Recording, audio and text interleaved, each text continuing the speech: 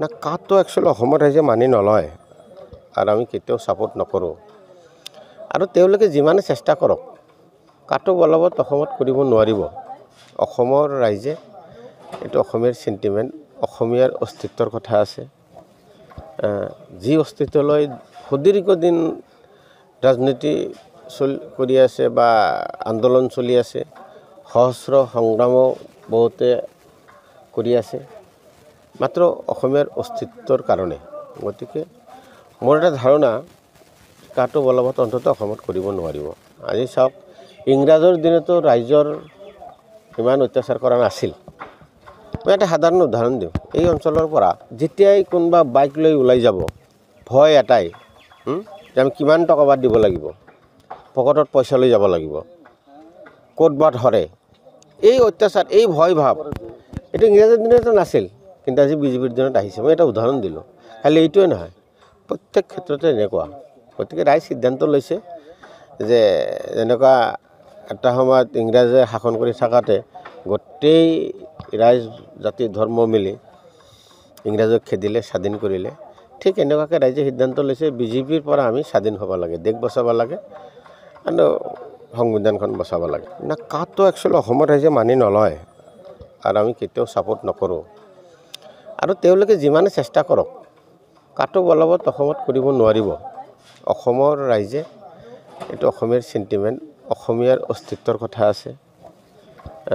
যি অস্তিত্বলৈ সুদীৰ্ঘদিন ৰাজনীতি কৰি আছে বা আন্দোলন চলি আছে, সহস্ৰ সংগ্ৰামো বহুতে কৰি আছে, মাত্ৰ অসমীয়াৰ অস্তিত্বৰ কাৰণে।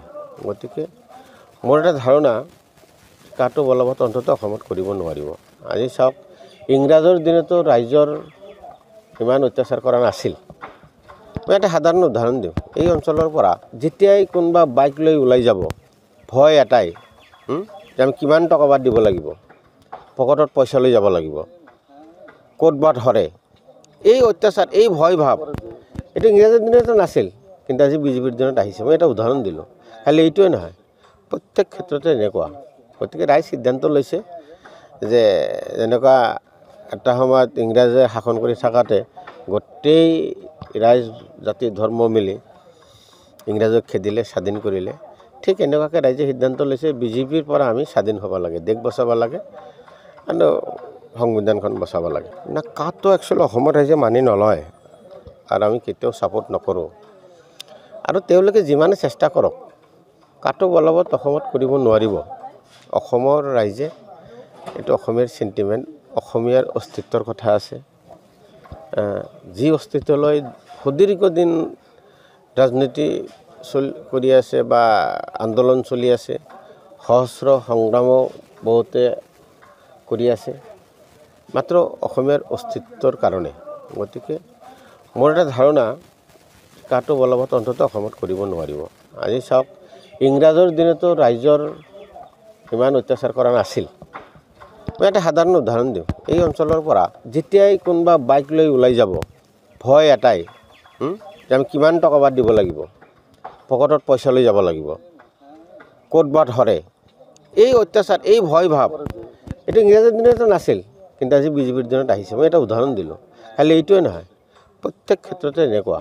গতিকে ৰাইজ সিদ্ধান্ত লৈছে যে যেনেকুৱা এটা সময়ত ইংৰাজে শাসন কৰি থকাতে গোটেই ৰাইজ জাতি ধৰ্ম মিলি ইংৰাজক খেদিলে, স্বাধীন কৰিলে, ঠিক এনেকুৱাকৈ ৰাইজে সিদ্ধান্ত লৈছে বিজেপিৰ পৰা আমি স্বাধীন হ'ব লাগে, দেশ বচাব লাগে আৰু সংবিধানখন বচাব লাগে।